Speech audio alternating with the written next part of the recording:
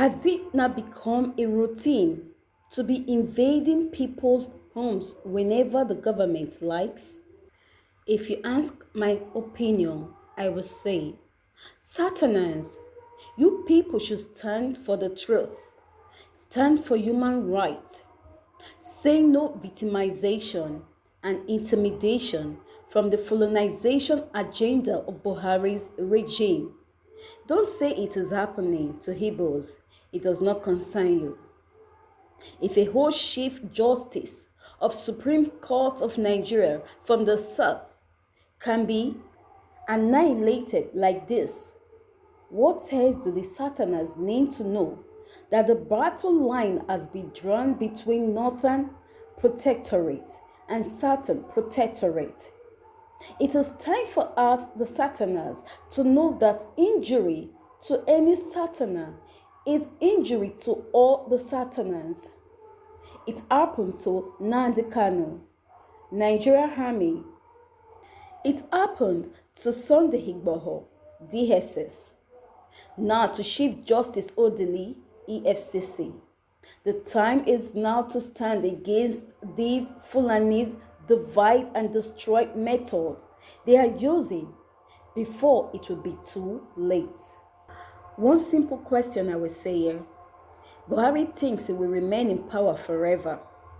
Even if he decides not to leave come 2023, he feels he will remain in power forever. It is not possible.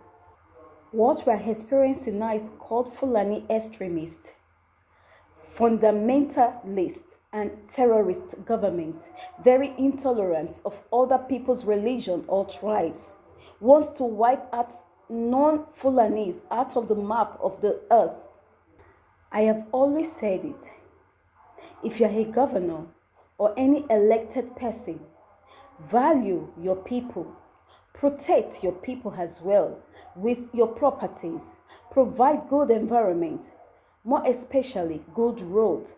Don't kill them no matter what, so that when such thing happen, your people can come in mass to speak for you. For Wike, or what you may call yourself, divided house cannot stand. When you are romancing with your enemy, you forget that a day will come like this. This is Genesis. Soon it will be your turn.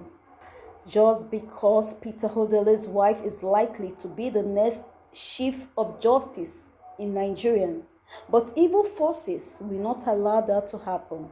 Funny country. Who exactly issued that ultimatum? Because already AGF Malami has denied all allegations against him. Our Nigerian is owned by foreign settlers who think they can act with impunity at their choosing.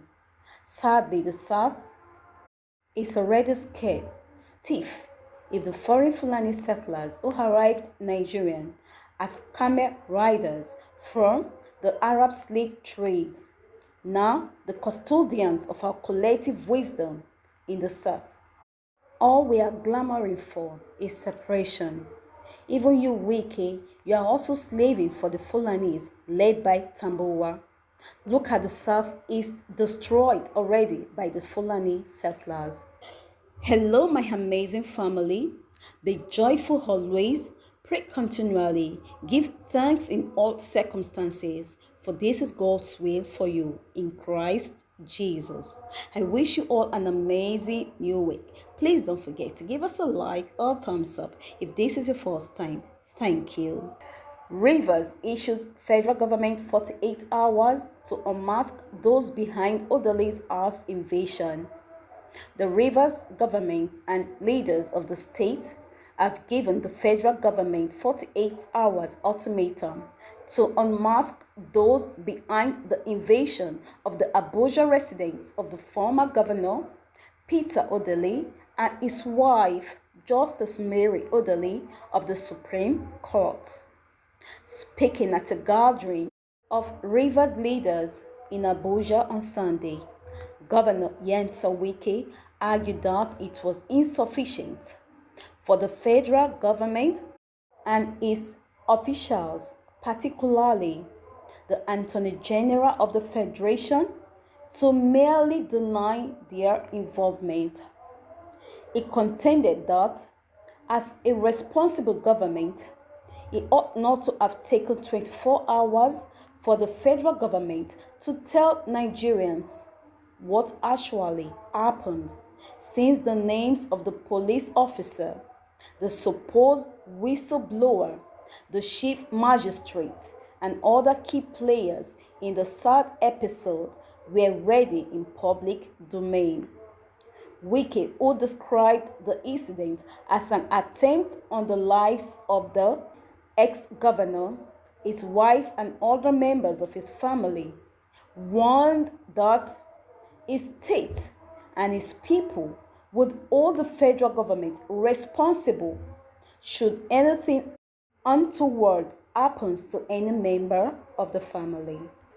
Also, at gathering were Rivers members of the National Assembly, Assembly members, and local government chairmen, among others. Please don't forget to give us a like or thumbs up if this is your first time. Thank you. Meanwhile, the coalition of united political parties has alleged that the federal government, through its security agents, invaded the residence of Justice Mary Odilli on Friday in order to plant incriminating materials that would facilitate her arrest. The COP made the allegation on Sunday in Abuja through a statement by a spokesperson, Ikenga.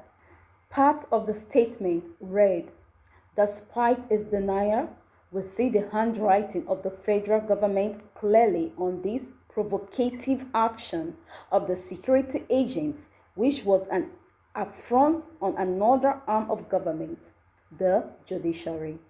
With the development, COP says the executive arm of government, led by President Muhammadu Buhari, has again taken its executive recklessness to a new and disturbing height.